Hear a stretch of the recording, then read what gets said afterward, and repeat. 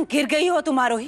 केवल इस घर में टिके रहने के लिए तलाक की कार्रवाई शुरू करवाती हूँ, अभिषेक की जान बचाती हूँ, लेकिन फर्जी वसीयत बनवाकर उसी से उसका हक छीन लेना चाहती हूँ। अनुराधा जी, हाँ ये वसीयत फर्जी है, लेकिन ये फर्जी वसीयत आरोही ने या हम में से किसी ने नहीं बनाई। ये फर्जी वसीयत बनाई है सरोजिनी दीवान ने, अभिषेक के बुआ ने। आपका तो पता नहीं शारदा जी, लेकिन इस घर में सबको पता है कि जीजी कितना नफरत करती थी आरोही से। तो अब जीजी ये नकली वसीयत बनाकर सब कुछ आरोही के नाम कर देगी? ऐसा हो ही नहीं सकता। हाँ, शायद बुआ जी मुझे पसंद नहीं करती, पर वो अपने परिवार से बहुत प्यार करती है, और क्या पता इसलिए अभिषेक को बचाना चाहती हो ये इस परिणीता जैसी औरत से। बस, सुबह से ना मैंने तुम्हारी बहुत बकवास सुन ली है। अब एक और शब्द नहीं, वरना हमसे बुरा ना और कोई नहीं होगा।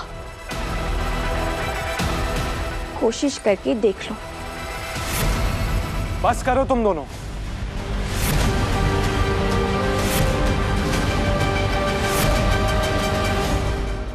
अभिषेक, मैं ठीक हूं मॉम। कुछ फैसले लेने का वक्त आ गया है। सच तो यही है कि प्यार हमेशा मैंने आरोही से किया है। उसकी हर बात से प्यार किया है। जाने कितनी बार तुमने मेरी मदद की है, मेरी जान बचाई है।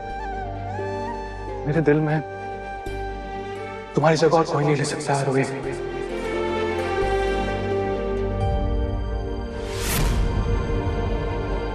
पर क्या करूं, कुछ फैसले ऐसे हैं जो मुझे परिवार की भलाई के लिए लेने पड़ेंगे, और उसमें से एक फैसला परिणीता से शादी करना है।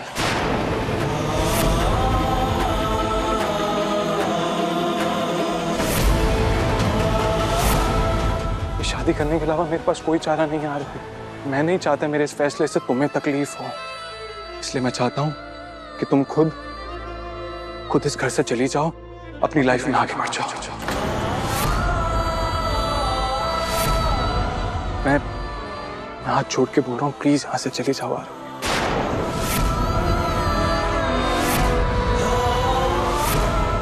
शेखम, इतने जल्दी हार नहीं मान सकते। प्लीज आरोही जाओ यहां से, प्लीज जाओ। बहुत निकल जाओ यहाँ से, और फिर कभी यहाँ अपनी शक्ल मत दिखाना। दीवान हाउस में अब मिस्टर और मिसेस दीवान रहेंगे, जो अभिषेक जी और मैं हूँ।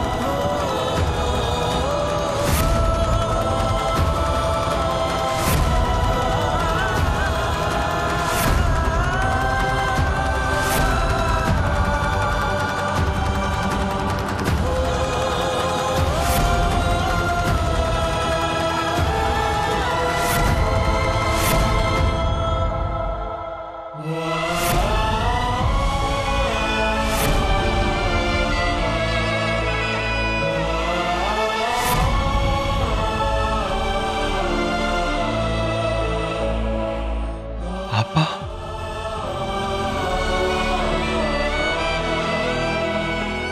खबरदार!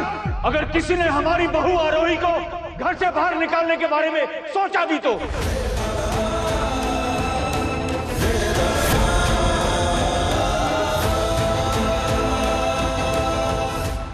पापा, अभिषेक,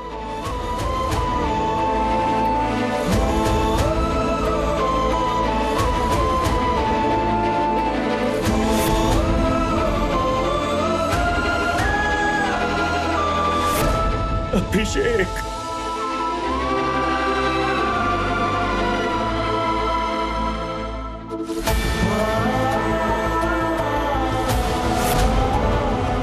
पापा,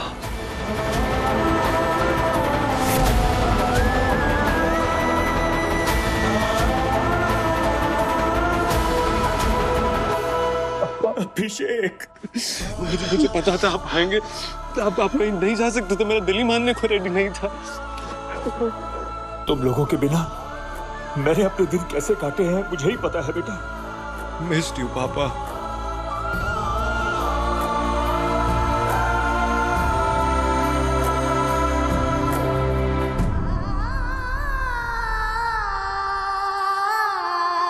अनुराधा,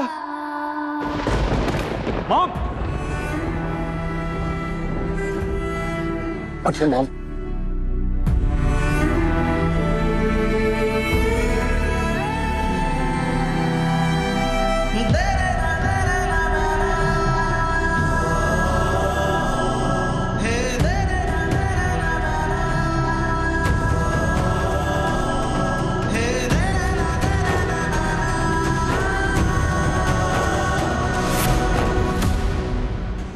नमस्ते पिताजी। तुम जरूर परिणीता होगी। जी, हम ही आपकी होने वाली बहू। कोई निहायत ही बदतमीज लड़की ऐसे बीच में आ सकती है जब हम अपनी पत्नी से मिलने आगे बढ़ रहे हैं।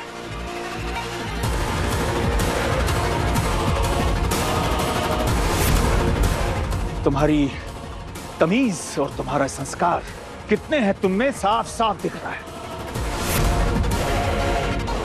और हाँ, इस गलतफहमी में मत रहना, दीवान हाउस में अब तुम सिर्फ अपने सामान के साथ बाहर जाओगी। हमारी सिर्फ दो बहुएं हैं, कनिका और आरोही। बात समझ में आई?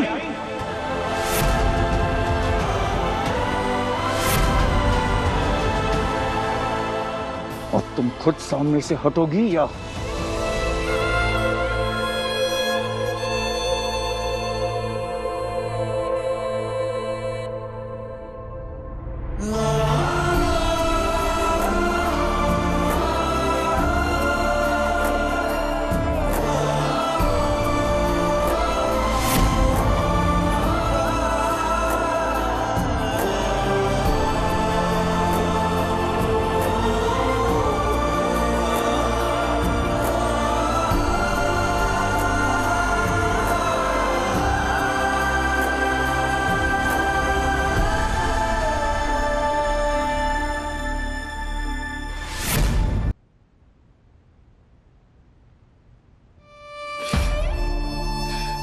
तुम्हारी वजह से क्या हाल हो गया आपका। कितने दुख दिए हमने आपको, और आपने कभी भी पलट कर हमें जब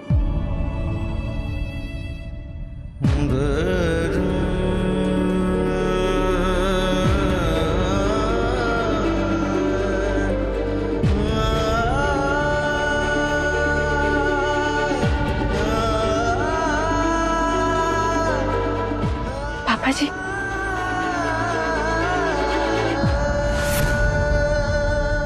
अब जो मांग भरेगा आपकी वो नेहा कैलाशनाथ है, जिसने मजबूरी में आपके बिना कितने दिन काटे। वो पुराने दिन, वो पुराना कैलाशनाथ कभी वापस नहीं आएगा, कभी नहीं। अब कोई गलती नहीं होगी अनुराधा, मेरा साथ दोगी ना? हाँ, मरते दम तक।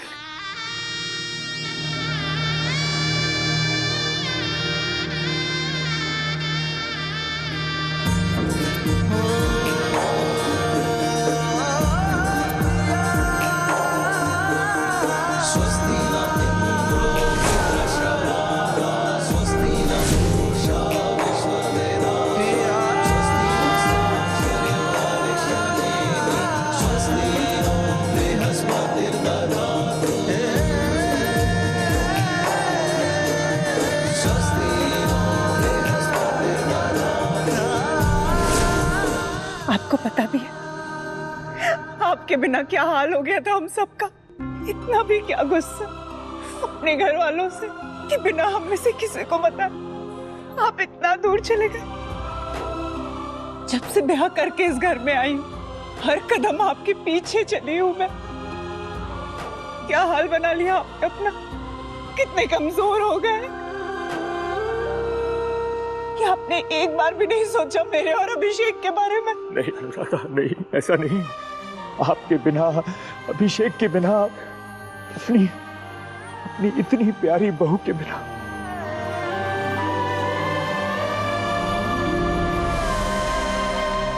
पापा जी, आपसे इतनी सारी बातें करनी है। पापा जी को कितना कुछ बताना है, उनसे कितना कुछ सुनना है। आप आराम से बैठिए, मैं आपके लिए जल्दी से चाय बना कर लेकर आती हूँ। मेरे हाथ की लेमन ग्रास और तुलसी वाली चाय आप पियेंगे ना पापा जी? हाँ बेटा, जरूर पिएंगे।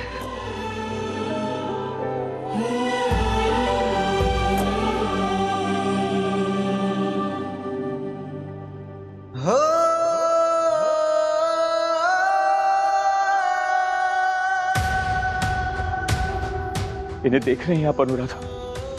आज अगर हम आप सबके सामने खड़े हैं तो सिर्फ राजा राम भाई साहब की वजह से। Thank you. लेकिन उस दिन हुआ क्या था? उस दिन जब हम पहाड़ी वाली टेकरी पर गए,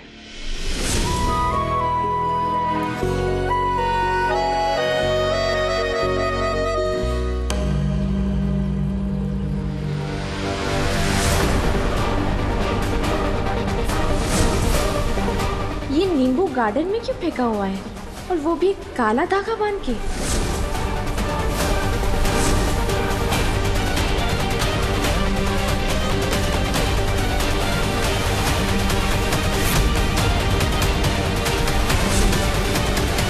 और फिर राजा राम भाई साहब ने दिन रात एक करके ढूंढ ही लिया हमें, और फिर हमें यहां आप सबके पास अपने घर में वापस ले आए। पहले जो भी बर्ताव रहा हमारा आपके साथ, उसके लिए बहुत शर्मिंदा है हम। बस हाथ जोड़ के माफी मांग सकते हैं आपसे भाई साहब। बस एक बार हमें माफ कर दीजिए, अपने समधी को एक बार माफ कर दीजिए। अरे भाई साहब, परिवार में प्यार और तकरार तो चलता ही रहता है, लेकिन रिश्ते में माफी मांगना वो भी बहुत बड़ा बड़प्पन है।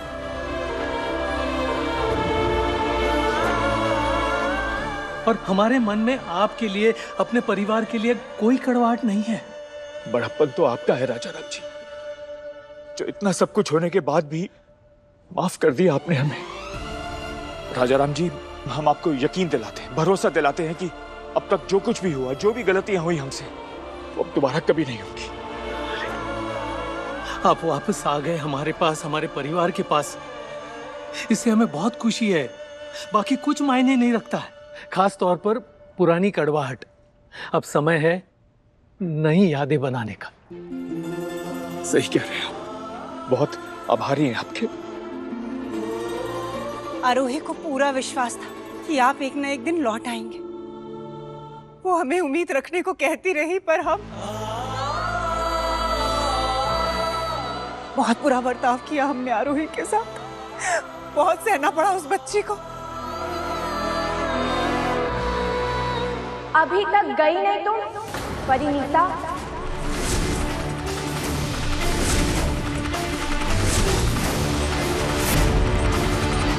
सुना नहीं तुमने पापा जी ने थोड़ी देर पहले क्या कहा? अपना सामान बांधो और चली जाओ इस घर से बाहर।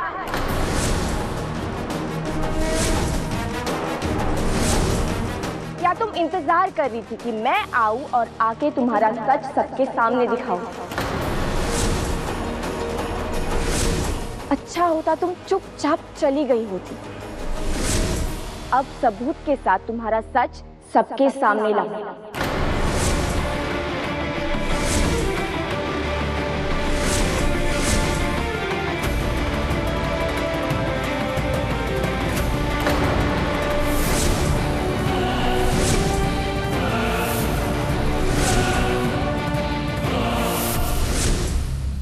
ये देखिए, ये मिला मुझे बाहर गार्डन में। बताना चाहोगी सबको कि ये क्या है परिणीता? हम? अरे हम क्या बताएंगे? ये तो आप ही लेकर आई है ना, तो आप ही की कोई चीज होगी। वाह, जो भी हो रहा है उस सबका दोष हमारे सर पर डाल के खुद को बड़ी देवी बनाना चाहती हैं आप शायद। पर ये सब ना ज्यादा टाइम नहीं चलेगा। आप सिर्फ बेइज्जती कर रही हैं हमारे पिताजी की। दीवान साहब, पिता नहीं है हम तुम्हारे। आरोही बेटा, ये है क्या? पापा जी, ये भी इसी से पूछते हैं।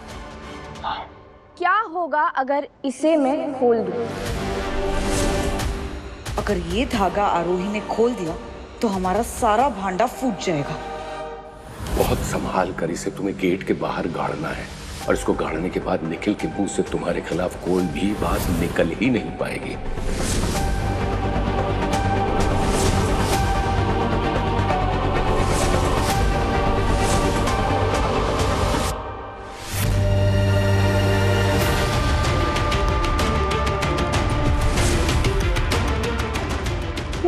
क्या हुआ? लेकिन बेटा क्या हुआ?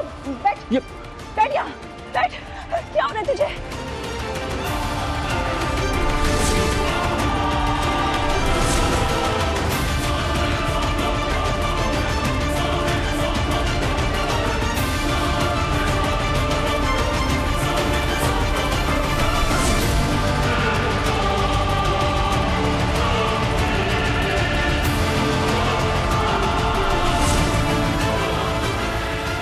सही मौका आते ही फल आग में, जैसे ही जल राख हुए, आरोही को लगी चोट, निकलेगी घर से। ये सबके पीछे, और इस दीवान हाउस में जो कुछ भी गलत हो रहा है उसके पीछे ये है। जिस बाबा को इसका बाप इस घर में लेकर आया था, उसके साथ मिलकर ये दोनों यहां ड्रामा कर रहे हैं। जब इसका सच मेरे सामने आया तो इसने मुझे मारने की कोशिश की और धमकी दी कि मम्मी और अभिषेक को नुकसान पहुंचाऊंगी।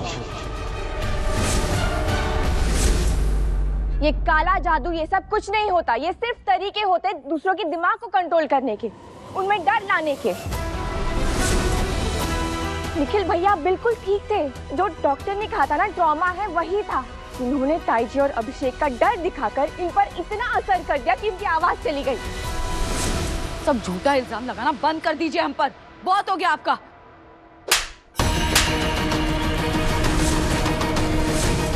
चुप, बिल्कुल चुप। एक शब्द और नहीं। पर हमारी बात तो सुना नहीं? क्या कहा इन्होंने? बिल्कुल चुप। तुमने इस घर के हर सदस्य को नुकसान पहुंचाने की कोशिश की है। उसकी सजा तो तुम्हें मिलेगी, लेकिन वो सजा क्या होगी इसका निर्णय इस घर की महिलाएं करेंगी।